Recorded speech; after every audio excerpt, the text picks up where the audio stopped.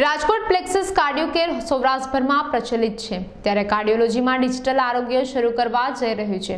Cardio care સેવાઓનો અભ્યાસ કરવાની પ્લેક્સસની યાત્રામાં તાજેતરમાં ઘણા બધા એવોર્ડ મેળવેલ છે।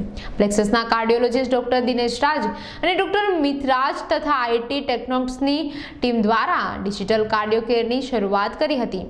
સુલભ, સસ્તો અને ગુણવત્તાયુક્ત હાર્ટ કેર પૂરી પાડવા માટે છેવાડાના ગામો સુધી ડિજિટલ ઇન્જેક્શન્સ કરી પહોંચાડવાનો પ્રયાસ છે। ઇકોસિસ્ટમના ડિજિટલ હેલ્થ કાર્ડિયોલોજી સાથે રાજકોટની હાર્ટ હોસ્પિટલ અને ભારતના વિવિધ ગામડાઓમાં 25 જેટલા રૂરલ ડિજિટલ હાર્ટ ક્લિનિકલ સાથે અત્યાર સુધી 50,000થી વધુ હાર્ટના દર્દીઓને સલાહ આપી છે। પ્લેક્સસ હોસ્પિટલ દ્વારા 25 રૂરલ હાર્ટ ક્લિનિક સાથે જોડાયા બાદ હવે પ્લેક્સસની ટીમ આવનારા 18 મહિનામાં 500 જેટલા ગામો તથા શહેરો સાથે જોડાણ કરવાનું મિશન છે। ત્યારે આ મિશન અંતર્ગત સરદાર ખાતે આવેલી ઓમ ક્લિનિકમાં પ્લેક્સસની મદદથી કાર્ડિયોલોજીસ્ટ ઇકોસિસ્ટમ શરૂ કરવામાં આવી છે।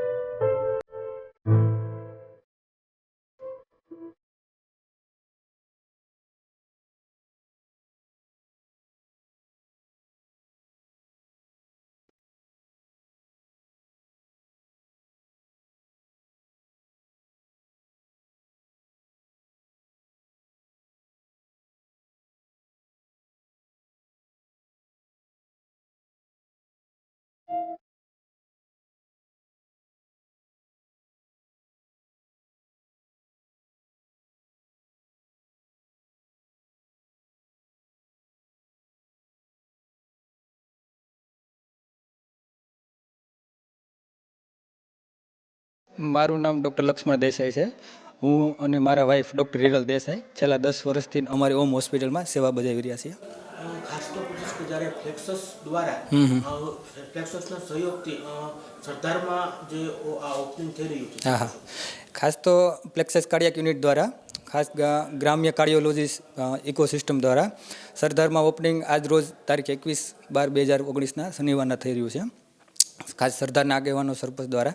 અને એના માટે ખાસ તો અમારે કે જ્યારે કોઈ પેશન્ટને એટેક આવે છે ઇમરજન્સીમાં, ત્યારે રાજકોટ અમે શિફ્ટ કરતા હોય એ ટાઈમે ખાસ તો શરૂઆતની અવર્સ એકદમ ગોલ્ડ અવર્સ તરીકે ગણાય.